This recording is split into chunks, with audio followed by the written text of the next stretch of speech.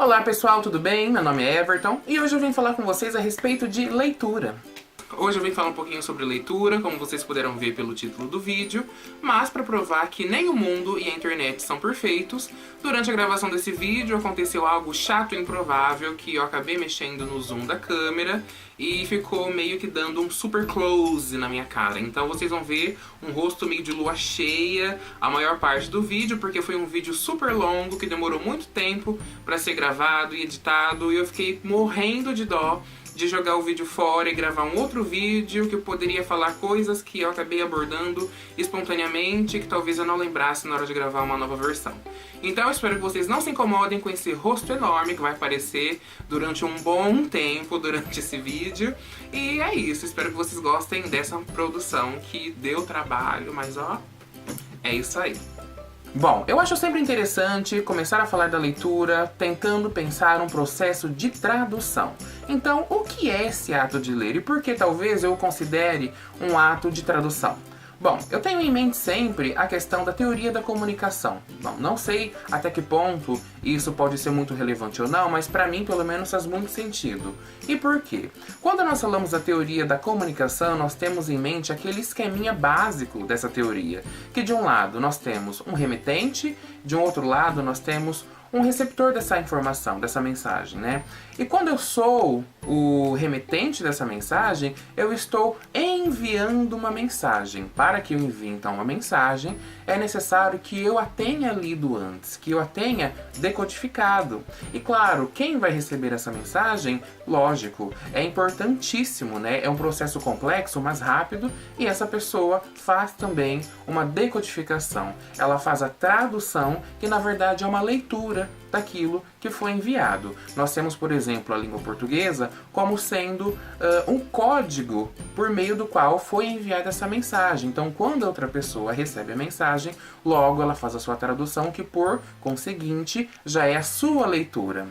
E é importante também considerarmos que a leitura não é apenas pegar um documento na mão, como um livro, ou pegar algum recurso de hipertexto, como um livro eletrônico que seja, e ler aquele material. Na verdade, a leitura ela é um processo complexo, como eu já havia comentado, porém ela é muito real, está atrelada a todos os processos e todas as atividades pelas quais passamos durante todos os dias. Por exemplo, se estamos em um trânsito com o carro, nós podemos ler o semáforo, o sinal vermelho, o sinal verde, o sinal amarelo, vermelho pare, amarelo atenção, verde prossiga. Isso nada mais é do que um processo de leitura. Nós também podemos fazer essa leitura quando tentamos atravessar a rua, né? Nós temos que calcular de uma maneira meticulosa, complexa, porém rápida, qual é o tempo, será que dá tempo de eu passar? Será que se eu passar o carro vai me atropelar? Será que ele não me atropela? Bom, acho importante nem testar, mas é uma maneira da gente saber que estamos realizando uma leitura do contexto, né? Uma leitura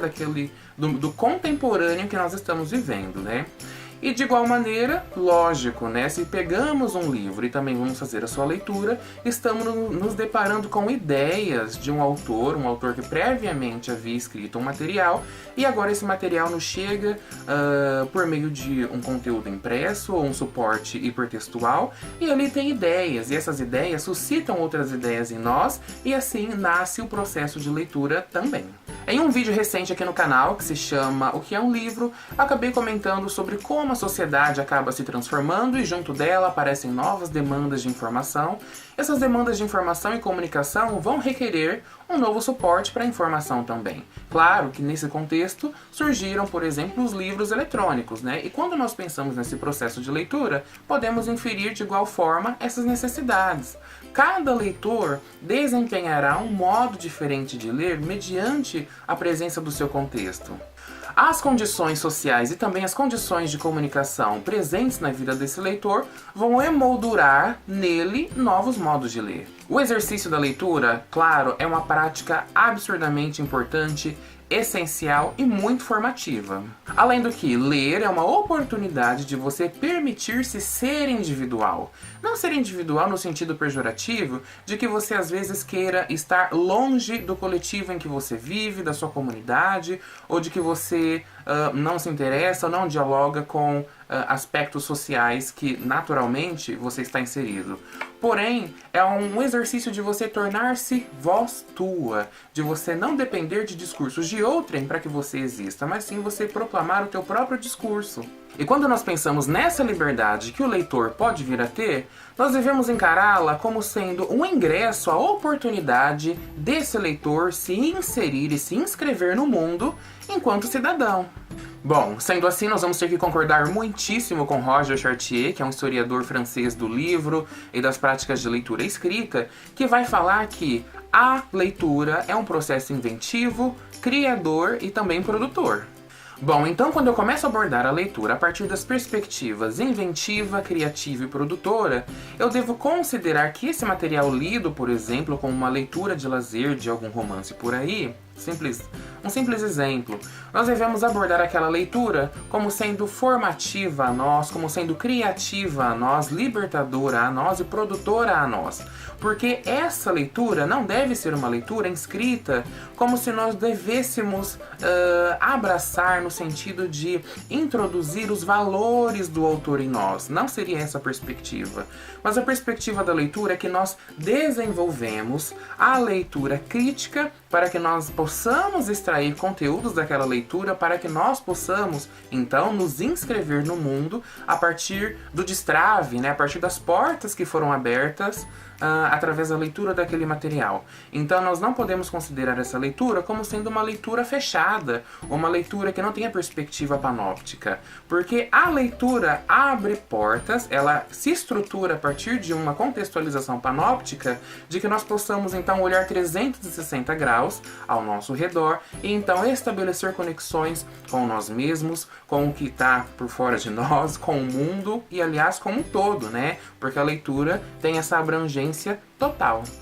E aí, é claro, a leitura vai nos proporcionar um crescimento pessoal, ela vai ser uma ferramenta para que nós possamos alcançar uma reflexão maior sobre assuntos importantes na vida, vai funcionar como uma melhora do nosso vocabulário, entre inúmeras outras questões que são benefícios que essa leitura traz. E claro, sem nos esquecermos da cidadania, porque sendo a leitura um ato social, político e cultural, nós temos a certeza de que ela dará um contorno mais nítido a esse processo de tornar-nos cidadãos. E nesse sentido, a leitura humaniza e deixa o singular aparecer. Então, quer você esteja fazendo uma leitura informacional ou uma leitura de conhecimento, keep going, continue, faça, prossiga com a leitura. Porque essas duas modalidades de leitura são importantíssimas para que nós possamos agir criticamente no mundo, não é? E quando nós pensamos quando nós pensamos na leitura informacional, nós estamos pensando em um processo, que na verdade é um aspecto utilitário dessa leitura, que é uma leitura que vai te trazer informações cotidianas, uma leitura talvez um pouco mais rasa, para que você possa se atualizar. É uma leitura utilitária, que te traz utilidade para algo. Quando nós falamos do outro aspecto, que é uma leitura mais voltada para o conhecimento, nós estamos falando de uma leitura que age no aspecto do simbólico, que é uma leitura que vai atrás do saber. Então, esse saber que circula, né, que nós acabamos apanhando, na verdade não é apanhar, mas na verdade nós o adquirimos por meio de um conhecimento que vem por meio de uma leitura profunda, esse saber, ele é saber vindo de um processo simbólico, que é um processo um pouco mais complexo, mas que também passa pela leitura, sem dúvidas. Então, quer seja leitura informacional ou leitura de conhecimento, leia. O caminho é esse. Bom, pessoal, para terminar o vídeo, então, eu gostaria de falar para vocês uma última coisa. Que quando nós estamos imersos dentro de um processo de leitura, nós não estamos lendo sozinhos. Não é porque existe um livro que está escrito dentro de um código linguístico, que no caso vem a ser a língua portuguesa, que essa leitura é uma leitura individualizada. Na verdade, quando nós estamos lendo, por mais que seja um texto, nós estamos lendo ideias que vêm de um autor, que é compartilhado virtualmente com esse autor, a minha ideia é compartilhada com a dele, e compartilhada com os outros leitores virtuais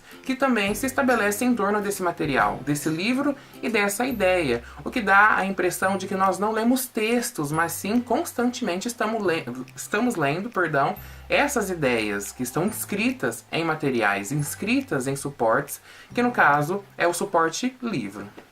E nesse sentido, eu também tenho um exemplo. Quando eu pude trabalhar como auxiliar de biblioteca em um colégio particular de Ribeirão Preto, na biblioteca escolar, existia alguma atividade de rodas de leitura e compartilhamento das experiências de leitura dos alunos por uma determinada professora. E uma certa vez eu pude participar dessa roda de conversa e de todo aquele processo de leitura e os alunos falando, e eu vi como era importante o bibliotecário se envolver com todo aquele esquema, né, de leitura. Os alunos faziam a leitura em casa e acabavam discutindo os aspectos daquela leitura dentro da biblioteca. Então é um ambiente muito formativo. Nós temos discutido isso e sabemos isso a longa data já. Mas eu gostaria de ressaltar a importância da presença do bibliotecário nesse contexto de formação de leitores em escolas. Foi muito produtivo, foi muito legal a experiência e, lógico, eu poder contribuir com a minha opinião e ouvir os alunos falando, assim, claro que como a da professora, a opinião dela também era muito importante e válida, foi muito interessante, foi muito formativo e foi muito nítido ver o aspecto inovador, o aspecto inventivo e aspecto produtivo da leitura acontecer. Bom, pessoal, muito obrigado por terem assistido a esse vídeo, então. Espero que vocês tenham gostado dessa discussão breve sobre leitura. E, claro, como eu falei a respeito dos modos como nós lemos, e que isso, na verdade, não é uma leitura de textos, mas, na verdade, estamos decodificando ideias sempre, e um livro tem seus afiliados. Muito obrigado por se afiliar a essa ideia de ter lido sobre a leitura e discutido sobre a leitura comigo, mesmo que eu não os tenha ouvido. E, claro, gostaria de ressaltar aqui a minha colinha para falar de onde eu tirei, então, essa referência que acabei compartilhando com vocês a leitura. Na verdade, esse é um capítulo que foi escrito pelo professor Cláudio Marcondes de Castro Filho. O capítulo se chama Roger Chartier e Práticas de Leitura, uma abordagem para o campo da informação.